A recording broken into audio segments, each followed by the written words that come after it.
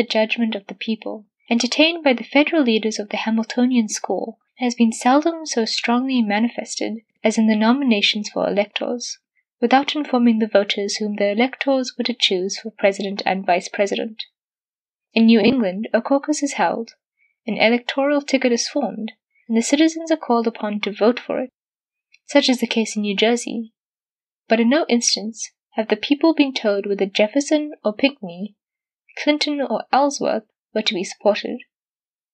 Whilst the knowledge of the intention of the Republicans to vote for Jefferson and Clinton enables the Federalists to slander and abase them, an opportunity is not afforded to the Republicans to examine the pretensions of those who are to be the federal candidates, the names cunningly and cowardly concealed.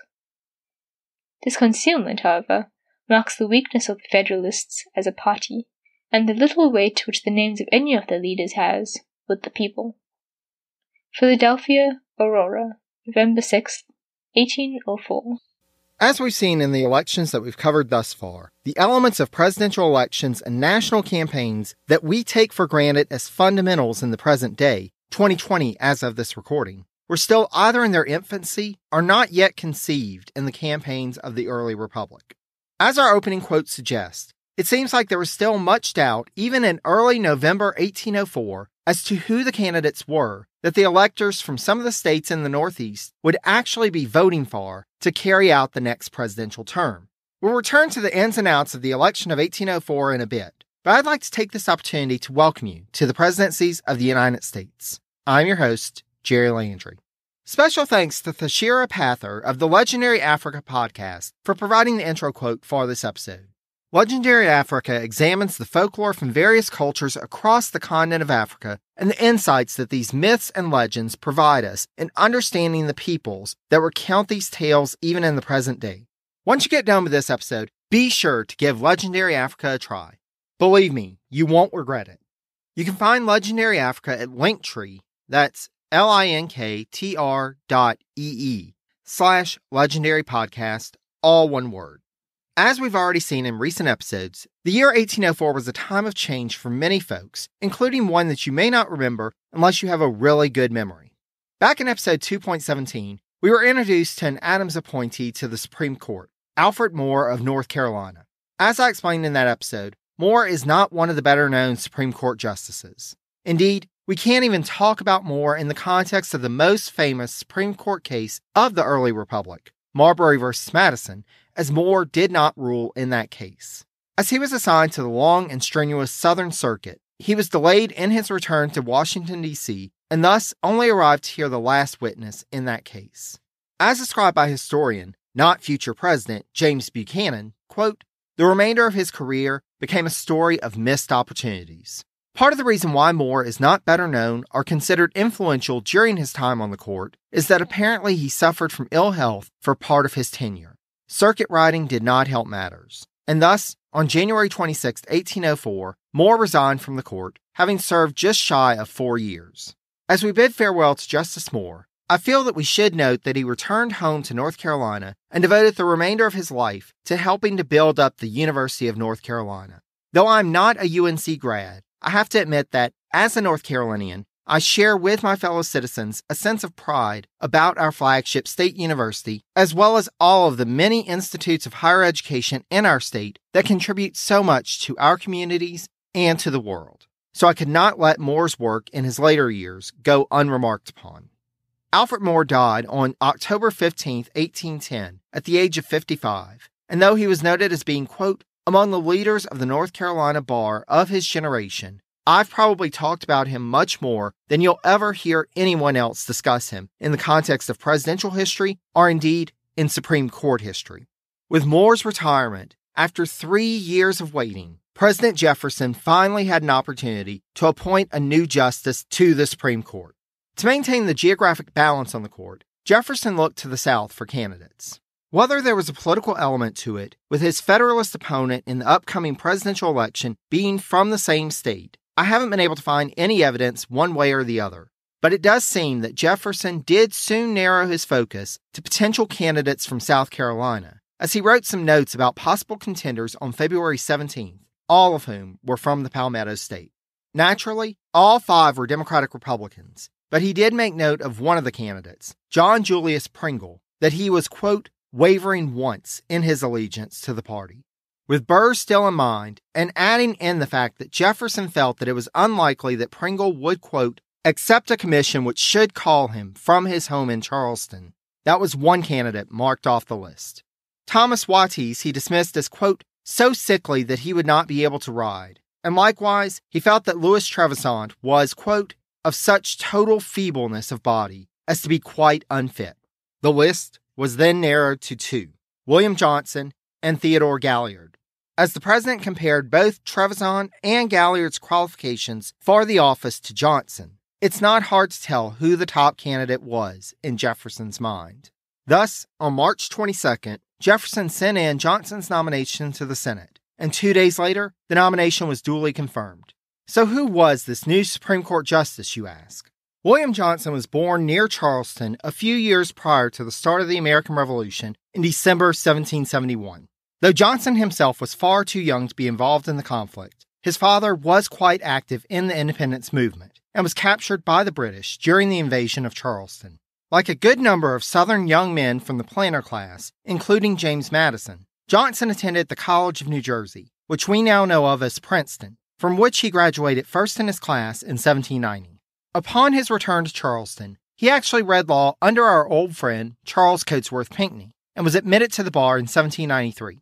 Now, given that we've covered at some length Pinckney's involvement with the Federalist Party and the fact that he was the party's chosen candidate in 1804, it may seem odd that Johnson retained a favorable opinion of Pinckney over the years, even after he settled in the Democratic-Republican camp. But it also reflects the fact that party lines were not nearly as rigid as we think of them in the modern era, and hopefully can serve as an example in our time for friendships transcending party affiliations. But I digress. Like his father, Johnson at age 22 got involved in politics with his election to the South Carolina House of Representatives and ultimately worked his way up until, in 1798, while still in his late 20s, Johnson became Speaker of the South Carolina House. As a lawyer by training, during his tenure in the State House, Johnson got involved in judicial reform efforts and in 1799 was rewarded for his service to the state and the party with an appointment to the South Carolina Court of Common Pleas, a position he would remain at until Jefferson's nomination of him to the Supreme Court. Given that Johnson was 32 when appointed Associate Justice, it could reasonably be expected that someone so young would remain on the court for a good while, thus allowing Jefferson to start moving the political leaning of the court away from the Federalist side of the spectrum. While we'll have to wait to see what Johnson's ultimate legacy on the court would be, I don't think it'll come as much surprise if I say that one summary of his life that was a source for this episode began by describing him as, quote, the first great dissenter on the Supreme Court. I'm Allison Holland, host of the Kennedy Dynasty podcast. Equipped with a microphone and a long-term fascination of the Kennedy family, I am joined by an incredible cast of experts, friends, and guests to take you on a fun, relaxed, yet informative journey through history and pop culture. From book references to fashion to philanthropy to our modern expectations of the presidency itself, you'll see that there is so much more to Kennedy than just JFK or conspiracy theories. Join me for the Kennedy Dynasty podcast. Before we return to our discussion of the election, we should probably catch up with 2 folks who were serving the Jefferson administration out in the West. No, I'm not talking about Lewis and Clark. As the United States took formal possession of Louisiana, as discussed in episode 3.19, there were 2 key representatives of the federal government on the ground, William C.C. Claiborne and General James Wilkinson. With the formal transfer, there were numerous balls thrown by Spanish and French officials, and it was likewise expected that the American officials would reciprocate. Governor Claiborne, however, had little in the way of authorized funds to throw such lavish affairs as those hosted by the soon-departing international representatives. A little thing like a lack of money in the budget didn't stop General Wilkinson, though, who would spend, or I should say, charge back to the federal government, just over $6,600 in 1803 currency, or over $200,000 in 2015 currency, according to our friends at the Historical Currency Converter, on refreshments at celebrations including, quote, 162 pounds of coffee, 196 gallons and 1/4 cask of Madeira, 4 gallons of sherry, 144 bottles of champagne, 60 bottles of white wine, 100 bottles of Hermitage wine, 588 bottles of red wine, 6 bottles of cordials, 67 gallons of brandy, 81 bottles of porter, 1 case of gin, 258 bottles of ale, 3 barrels of cider, 5 gallons of rum, 2 gallons of whiskey, and 11,360 Spanish cigars. One can only hope that these weren't all consumed in one night, or else there were many folks who didn't remember that night the day after. But again, I digress. You can imagine how these expenses would go down when they were learned about in Washington, but that was a matter for the future. For now, in addition to the partying, Governor Claiborne had to get down to the business of actually governing this new territory. As we've discussed previously, episode 3.20 specifically, though Claiborne had been given wide authority in initially taking control of the government of Louisiana, he also realized the precarious nature of his position as he was governing by fiat rather than in an established governmental system. Shortly after the transfer, there had been, quote, rumors of a plot to burn the city and of a slave revolt, which ultimately came to naught, but naturally had to be taken into consideration for these new custodians of civic authority. Given that 3/4 of the population and 7/8 of the wealth of Louisiana was concentrated in the lands in and around New Orleans, Claiborne and Wilkinson had to carefully consider that city's defenses. At the time, though, as described by historian Joseph Hatfield, quote, encircling the Crescent City and affording it a false sense of security were 5 forts, built during the 4 decades of Spanish occupation, but in a state of abject disrepair in 1803. Given the meager military force available in the area, the new governor would have to project a presence of authority. Unfortunately for Claiborne, that was easier said than done. Again from Hatfield, quote, the cultural heritage, economic life, and political institutions of Louisiana differed markedly from those in any other territory under American control. Although the American influence rapidly increased after 1803, the Americans at the time of the transfer were a decided, if somewhat vocal, minority. Governor Claiborne's most formidable task was the introduction of American institutions and the Americanization of the inhabitants, which he was expected to accomplish without producing any serious disruptions. Moreover, the governor's inability to communicate with the inhabitants in any language other than English compounded his problem. At the point he assumed his new post, Governor Claiborne wasn't even sure whether it would be a permanent position or if he would be returning back to either his post in the Mississippi Territory or possibly even back home to Tennessee. Indeed, there were numerous contenders for the more permanent post, and according to Hatfield, at times, Jefferson seemed inclined to other candidates, including Thomas Sumner Jr., who had at one time worked with Jefferson's associate, James Monroe. Sumner quickly fell out of favor in Jefferson's estimations, but there was another name that was a much more attractive prospect to the president. Jefferson wrote to the Marquis de Lafayette to offer him the post, and worked with Congress to entice him with the prospect of a land grant in Louisiana. Unfortunately, Lafayette wrote back declining the offer as he was more interested in affairs in France. In the meantime, Vice President Aaron Burr's friends apparently tried to push his name forward for consideration, and newspapers in New Orleans even preemptively reported that he had accepted the post before quickly retracting the story when they realized he hadn't even been offered the position. I think we've already sufficiently covered why Jefferson would never think of Burr for such an important posting, so we'll move forward without further comment on that one. A local contact on the ground in New Orleans who had been a key source of information to the administration, named Daniel Clark, felt himself deserving of the post. But this was not someone that Jefferson knew personally or felt he could trust. Thus, it's not at all surprising that, in early 1804, Jefferson should consider the person who would quickly become his go-to for all matters abroad, James Monroe. Jefferson wrote to Monroe on January 8, 1804, asserting that Congress was prepared to offer $5,000 a year to the governor of the new territory. While this was lower than Monroe's current salary as U.S. Minister to Britain, he knew that Monroe was suffering financially due to the fact that, quote, in that station, i.e. London, you cannot avoid expensive hospitality. New Orleans would not be nearly that expensive to live in, and there was much there to entice a Virginia planter. As Jefferson explained to his friend, quote, the only considerations which might make it, i.e., taking the post as governor, eligible to you were the facility of getting there the richest land in the world, the extraordinary profitableness of their culture, and that the removal of your slaves there might immediately put you underway. It was the dream come true of profitable plantation land in the West, of which Jefferson, Monroe, and many other Virginia planters had dreamed over the years. Ultimately, Monroe would decline the offer, but one other name came up in Jefferson's letter to Monroe that we must briefly mention. Fulwar Skipwith was the distant cousin of President Jefferson and had been named to various diplomatic posts during the Washington administration. Skipwith had started his career as a Virginia merchant with commercial ties in Europe, and in June 1790, he received his first appointment as the U.S. consul in Martinique. There, he was able to witness firsthand the slave insurrections and the turbulent state of French colonies in the Caribbean. During a standoff between two factions on Martinique in 1793, Skipwith decided to head back to the U.S. The next year, he secured a post as James Monroe's secretary during his tenure as U.S. Minister to France in Washington's administration. During that time in France, Monroe had leaned on Skipwith as a trusted ally, even appointing him to an acting role as consul general, until Washington's anticipated permanent appointment arrived to take up the post. The role ended up becoming a permanent one, and Skipwith was on hand to greet Monroe upon his return to France in 1803.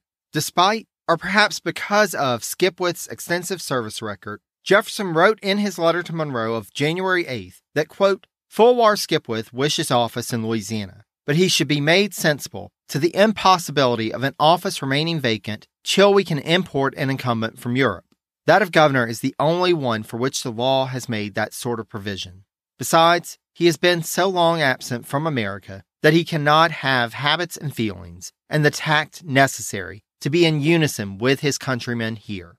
He is much fitter for any matters of business below that of diplomacy, which we may have to do in Europe.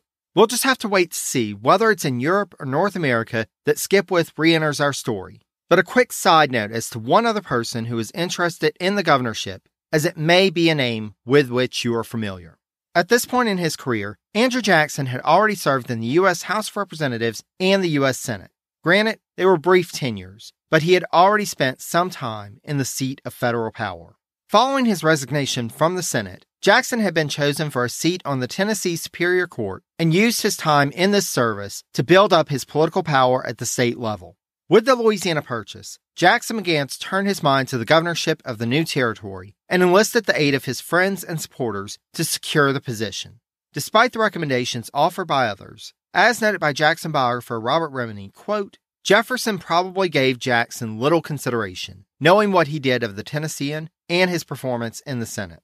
Hatfield notes that, quote, Jackson's record in both houses of Congress had been mediocre, and he had yet to emerge as a prominent national figure. Thus, there was no reason for Jefferson to see Jackson as someone that he could trust for such an important position. However, Jefferson's rejection, quote, staggered Jackson. In that single act, relations between Jefferson and Jackson collapsed.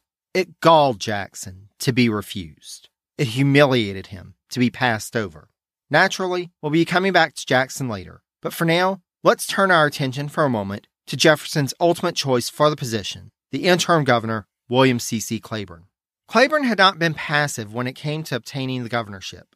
Along with good words pouring in from Claiborne's friends and formal addresses from the Mississippi Territory attesting to his dignified leadership, Claiborne himself wrote to Jefferson on February 25th.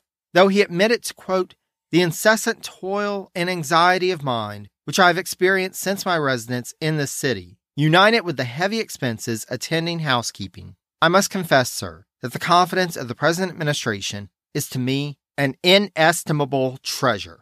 He modestly claimed that, quote, I fear, however, I was wrong in introducing the subject, and I must offer you an apology. My feelings led me imperceptibly on, and the topic being introduced, I could not sooner restrain my pen. Yeah, you doth protest too much, Claiborne. But whether it was Claiborne's words or the testimonies coming in from his supporters that did the trick, Jefferson did ultimately name him to the permanent post of governor of the territory of Orleans. Despite that, Hatfield does note that, quote, both Jefferson and Madison continued to canvass the field and kept their options open. They never reconciled themselves completely to the Claiborne appointment. Given how loyal and effective Claiborne had proven thus far in this series, this may come as a surprise to you, dear listener, but I think when we factor in that he was not their first or second choice, as well as the fact that he didn't speak French, that might explain their hesitance at keeping him in the position beyond just the initial period of taking charge. Still, from Hatfield, quote, Claiborne was steady and reliable, if not a charismatic leader of instantly recognizable and overwhelming administrative capabilities. We'll leave Governor Claiborne there for now, and turned to his colleague, General Wilkinson. The military was seen as being key to ensuring the Americanization of the Orleans territory, especially as there were still Spanish and French troops in New Orleans for a few months after the transfer. As historian Theodore Crackle described it, quote, "The strategic importance and the peculiar vulnerability of New Orleans were quite clear to the administration, and they moved with decisiveness to consolidate the new position.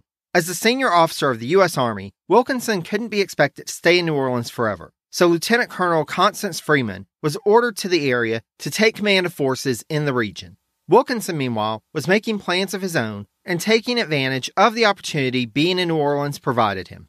We saw back in episode 2.9 that Wilkinson had given up his role as a double agent for the Spanish government and wholeheartedly served the United States during Adams's term. But as we saw in episode 3.19, Wilkinson was increasingly growing frustrated that, despite his attempts to ingratiate himself to the Jefferson administration, it didn't seem like his career was going anywhere. Thus, he began to think of whether he should pursue other opportunities with his former secret employer. As Wilkinson biographer Andrew Linkletter notes, quote, "One immediate motive in approaching the Spanish again was, as always, financial. His salary as general was now $225 a month. And on top of that, he received generous expenses and a special allowance of $8 a day while negotiating Indian treaties. Wilkinson estimated that altogether he received something close to $4,000 a year from the Army. But tighter regulations and constant travel clearly reduced the scope of payoffs from contractors. And he had one son at Princeton and a wife whose nervousness grew more pronounced the longer he was away from home, and whose demands he could not deny.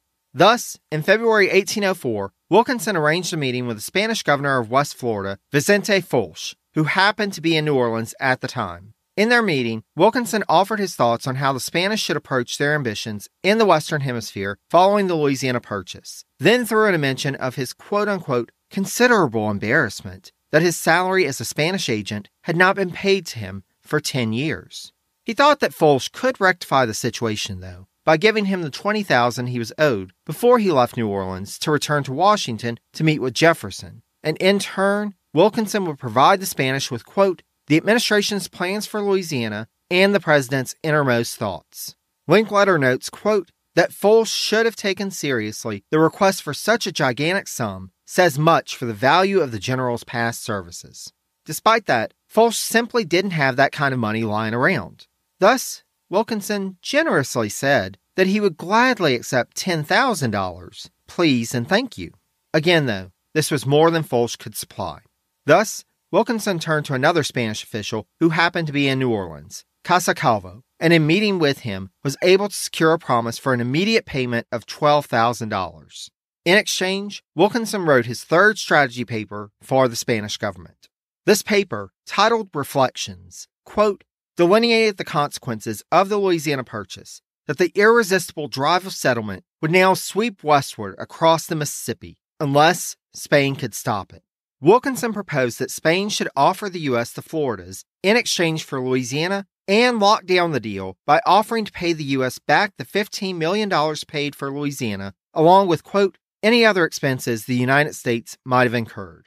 Wilkinson argued that this was a smaller price to pay than Spain losing its lucrative colony of Mexico to the U.S. The general warned that, in the meantime, Spain should instruct the governors of Tejas and the Floridas to, quote, fortify their frontiers to prevent American incursions, as not only would Americans overrun those areas, but they would also share strategic information which would get back to the American government, much as intelligence had been gathered when the Jefferson administration considered the possibility of taking New Orleans by force.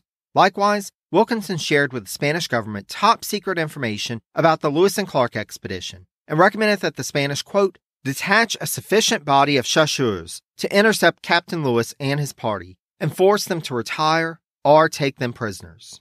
Like Jefferson, Wilkinson realized the important information that would be gathered from the Lewis and Clark expedition, and knew that it would help to further American westward ambitions. With that said, let's pause here for a moment and consider this a bit further. Here you have the senior officer of the United States Army recommending that a foreign government take prisoner commissioned United States Army officers. If this doesn't convey the level of Wilkinson's betrayal and, dare we say it, treason, then I don't know what does. Wilkinson's suggestions were acted upon, including the proposal to send troops to either turn back or capture the Lewis and Clark expedition. Casacalvo instructed the acting governor of Tejas, Antonio Cordero y Bustamante, to send out a force, and he in turn ordered Captain Pedro Vial to send out an armed patrol. Again, from Linkletter, quote, at least 3 attempts by an armed patrol of 200 men were made to kill or capture Lewis and Clark's party. I will go ahead and give you a spoiler by saying that they were ultimately unsuccessful, but can you imagine the consequences if this expedition had been thwarted by the Spanish? Wilkinson was relieved of his duties as military commissioner of New Orleans on March 4, 1804, and he quickly made plans to travel to Washington. There was one problem, though. He had to transport all the money that the Spanish had given him. Thus, he utilized a method that had succeeded for him in the past. Wilkinson bought a whole lot of sugar, so much so that people in New Orleans started to talk about why General Wilkinson needed so much sugar. American officials began to suspect some underhanded dealings, but were unable to find any evidence. Meanwhile, Wilkinson emptied out at least part of the sugar and put the currency in there to transport back as cargo on the same ship that he was on to Washington. He also worked on an American version of his Reflections report, in which he provided intelligence on Spanish settlements and fortifications between the Mississippi River and the Rio Grande, and suggestions on next steps for the U.S. in the West. Agent 13 was an active double agent once more, and, as someone in the room with the president, was well positioned to be a valuable agent to the government in Madrid. As was the case in the West, so too across the Atlantic and Europe were changes happening in terms of government postings.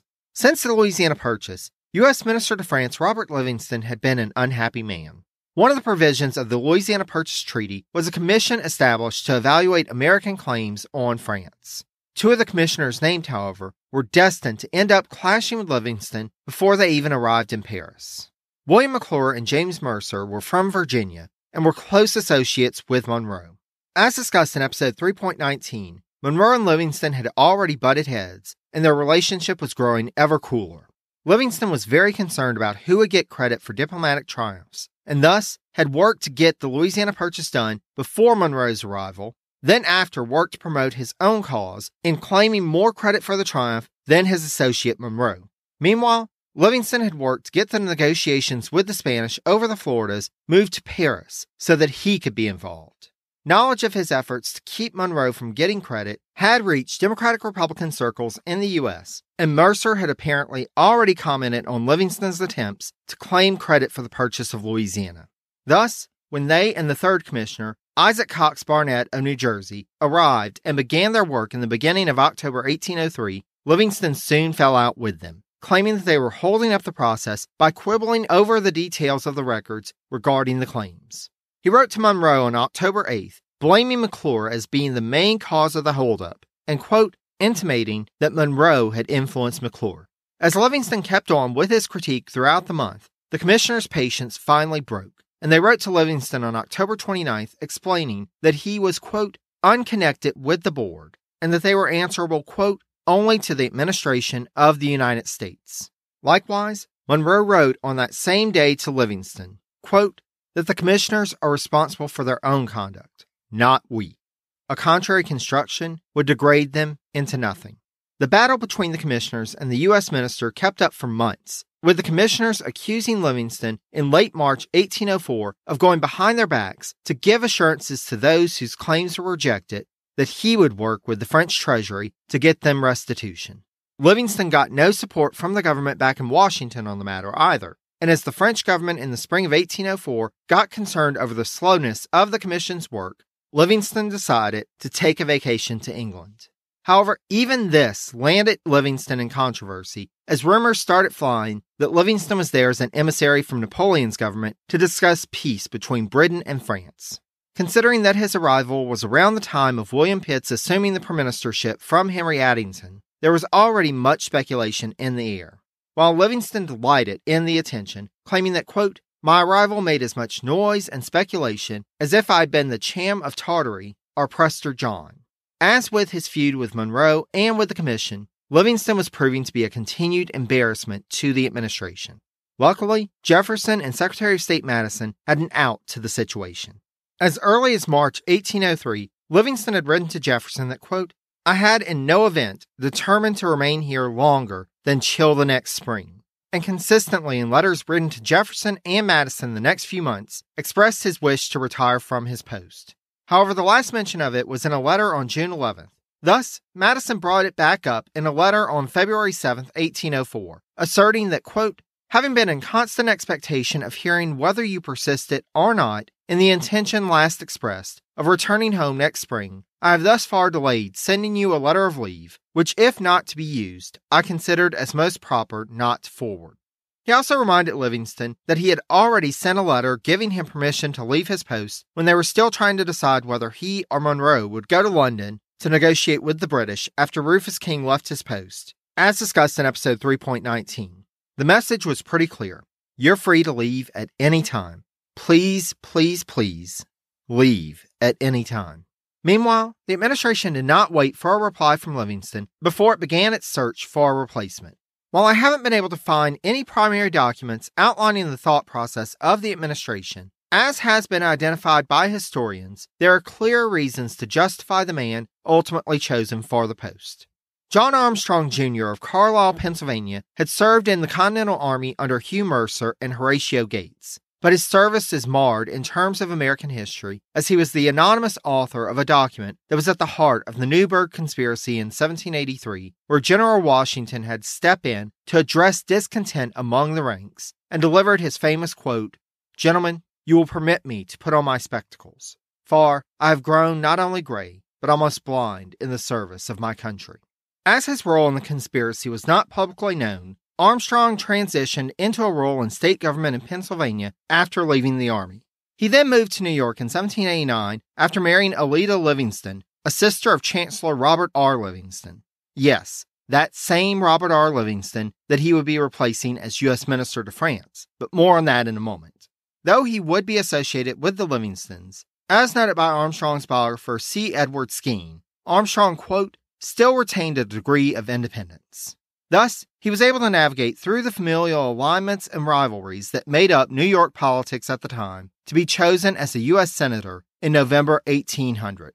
Assuming his seat in one of the more turbulent congressional sessions of the early Republic, as discussed in episode 2.24, Armstrong found that, quote, he did not enjoy the rigors of the legislative process. He did not participate in the debates, nor did he offer any recorded motions or resolutions. He was content to cast his votes, usually according to the dictates of party. Of course, in the easy, informal atmosphere of Washington, the evenings were filled with political discussion, and there was ample opportunity for him to make his views known. It can be assumed, however, that the combination in Armstrong's personality of diffidence and arrogance did not endear him to his fellow senators. After one session in Congress, he used his wife's illness and, quote, his own rheumatic ailment as excuses to delay his return to Washington until finally Armstrong resigned from the Senate and was replaced by DeWitt Clinton, as mentioned in episode 3.19. In an odd turn, when Clinton resigned as senator in 1803 to take up the post of mayor of New York City, Governor George Clinton appointed Armstrong to serve out the remainder of DeWitt's term, which was, of course, the same term to which Armstrong had initially been elected. Skene notes that, quote, exactly why he chose to return to a position that he had so disliked is difficult to determine. He had obviously retained a keen interest in political matters, and in particular, like a number of prominent pro-Jefferson and pro-Clinton Democratic Republicans, Armstrong was focused on taking down Vice President Aaron Burr. He was still in the Senate when Jefferson wrote on May 26, 1804, asking him to replace his brother-in-law in Paris. Skene has offered the best explanation that I've seen thus far in the choice of Armstrong. As with other historians, he of course notes the importance of Armstrong's connection with the prominent Livingston family of New York.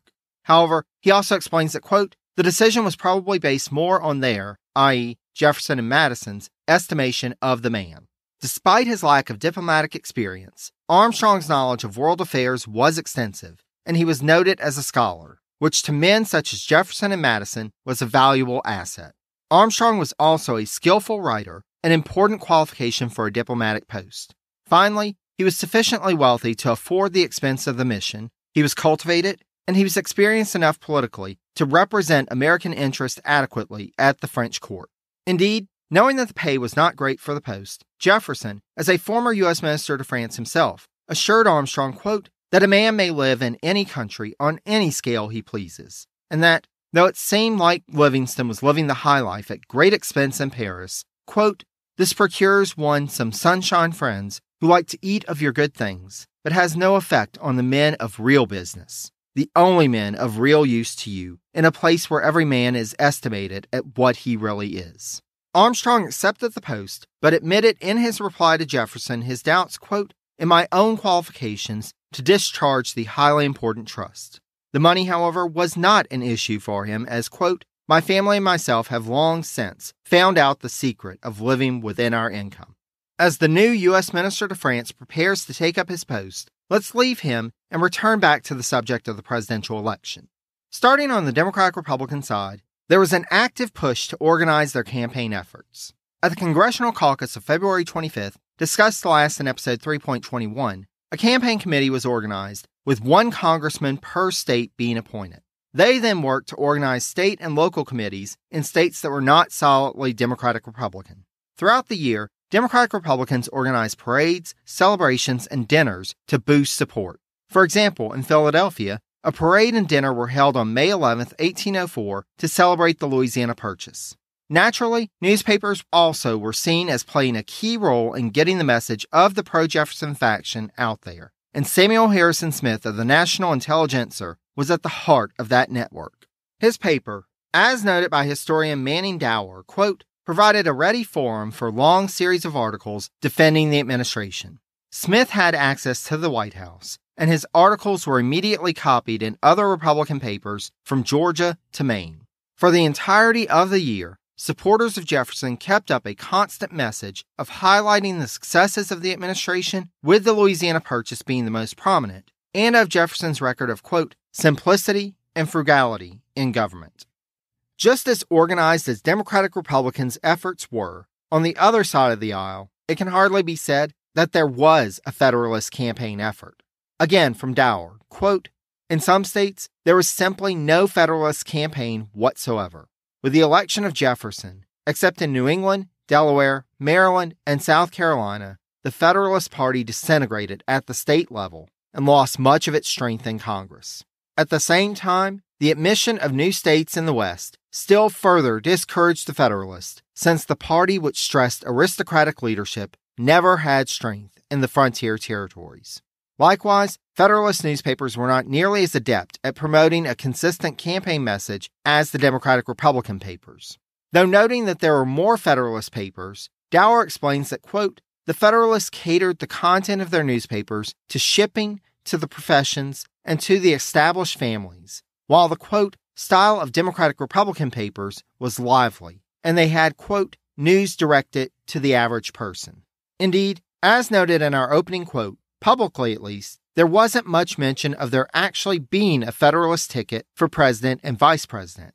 Though, as noted in episode 3.21, there had been the dinner in Washington on February 22, 1804, that had endorsed the candidacy of Charles Cotesworth Pinckney for president and Rufus King for vice president, it seems like the only public mention of it was in a few Federalist papers in March. King did take a trip to New England in the fall, where he participated in a number of public dinners thrown by Federalists. But it seems as if the subject of Alexander Hamilton's demise in July was a greater topic of conversation than the state of the Federalist Party or the campaign. Likewise, as noted by Pinckney biographer Marvin Zonizer, quote, as far as Pinckney was concerned, the great issue of 1904 was not whether he would be elected president, but whether dueling would be banished by law and a hostile public opinion. Though it is likely that Pinckney had been considering the subject for a while, Hamilton's death served as a call to action for the South Carolinian, and he used his public prominence to campaign in the summer and the fall for the passage of laws against dueling. Ultimately, this effort would prove unsuccessful. As Zonizer postulates, quote, perhaps he had waited too long to take his stand. Fiery young men could argue that General Pinckney had been a brave man in his day, but that he was no longer as sensitive about questions of honor or as likely to be challenged. Or perhaps dueling was by now too firmly rooted in custom and in the frontier temperament to be shaken by condemnations from old generals and well-meaning preachers. This lack of an active Federalist campaign for president, however, doesn't mean that Jefferson went unchallenged. Certainly, as they had for the better part of a decade, Federalist editors attacked Jefferson on numerous points. Dower describes how, quote, Federalist criticism of Jefferson started with the honest belief that none but Federalists were suitable to govern. In their view, all Republicans were demagogues who manipulated the press, raised false issues, and brought in foreigners to corrupt America. Beyond just the party disputes, though, Federalists attacked Jefferson personally. Quote, they considered Jefferson an infidel who traveled on Sunday. They even claimed he had not written the Declaration of Independence, but only wrote down what others told him. Moreover, he was considered a deadbeat who refused to pay his private debts. Jefferson had no judgment. His fiscal policy was notoriously unwise. His repeal of the Judiciary Act and the weakening of the Army and Navy showed his desire to dismantle the government. On and on they went, but there's one attack in particular that may explain why Federalist leaders weren't all that eager to publicly promote the candidacy of Charles Cotesworth Pinckney of South Carolina. Historian Kevin Gannon notes increased criticism of the practice of slavery amongst New England Federalists, including former Secretary of the Treasury Oliver Wolcott Jr. and former Representative Fisher Ames. One constituent wrote to Senator Timothy Pickering about slaveholding Democratic Republicans in disbelief that, quote, these same slaveholders are looked upon by the giddy-headed and ill-informed sovereign majority to be the guardians of the rights of man. An editorial in the Boston Repertory on April 24, 1804, attacked Jefferson personally as a slaveholder who rides in, quote, his triumphal car drawn by 1,000,000 of enslaved Negroes over the necks of those who have not bent the knee to Baal. And are we to submit to the guidance and tyranny of the South? Though Federalists were not a viable party nationally, it is clear in 1804 that they were having an impact on the development of sectional identities and divisions that would have consequential, long-term impacts. That will, of course, be discussed much more in future episodes. But for now, as we start to bring this episode to a close, let's finish up with the presidential election. Zoniser wrote that, quote, Pinckney had the dubious honor of being the least publicized candidate in the brief history of American presidential party politics. There is every probability that most Americans were completely unaware that he had been nominated by the Federalist Party. Some Federalist editors in New England even sought to confuse Democratic Republicans by printing that, quote, electors should use their discretion and vote for Democratic-Republican vice presidential candidate George Clinton for president, which caused some concerns of a repeat of 1800 in some Democratic-Republican circles. However, as the 12th Amendment had been ratified by the prerequisite number of states and gone into effect in September, by and large, the fear of yet another turbulent election had largely subsided. In the end, there was no contest. The Jefferson-Clinton ticket won 162 electoral votes to 14 for the Pinckney-King ticket. Only Connecticut and Delaware had gone Federalist, though there had been 2 stray electoral votes from Maryland cast for Pinckney and King. Jefferson wrote of his electoral triumph to a friend in Europe in February 1805, and, though he admitted that there was still some contention coming from the Federalists, he saw his re-election as evidence that, quote, the two parties which prevailed with so much violence when you were here are almost wholly melted into one. We'll have to wait to see whether Jefferson's optimistic prediction of national unity would come to fruition. But for now, it's time to wrap up this episode with a few words of thanks. Thanks so much again to Thashira for providing the intro quote for this episode. And be sure to check out Legendary Africa, available anywhere fine podcasts can be found. Special thanks also to the Itinerant Band for allowing us the use of clips from their rendition of Jefferson and Liberty for the intro and outro music for this series. To find a link to Legendary Africa or to find out more about the Itinerant Band, check out the website at presidencies.blueberry, that's BLUBRRY.com. There, you can also find past episodes as well as tons of links to information about all of the presidents. You can also find the numerous ways that you can help to support this podcast.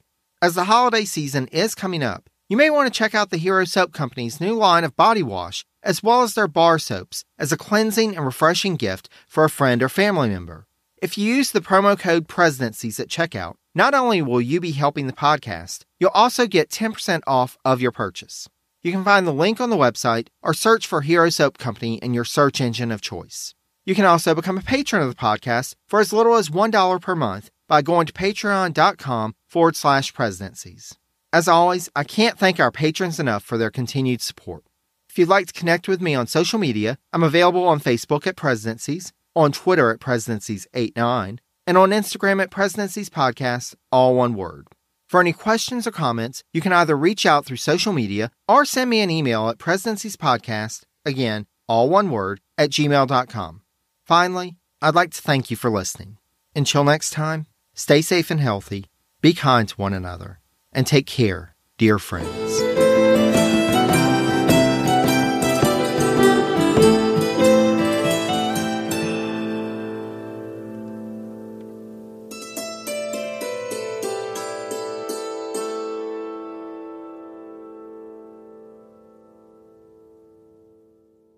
I'm Allison Holland, host of the Kennedy Dynasty Podcast. Equipped with a microphone and a long-term fascination of the Kennedy family, I am joined by an incredible cast of experts, friends, and guests to take you on a fun, relaxed, yet informative journey through history and pop culture. From book references to fashion to philanthropy to our modern expectations of the presidency itself, you'll see that there is so much more to Kennedy than just JFK or conspiracy theories. Join me for the Kennedy Dynasty Podcast.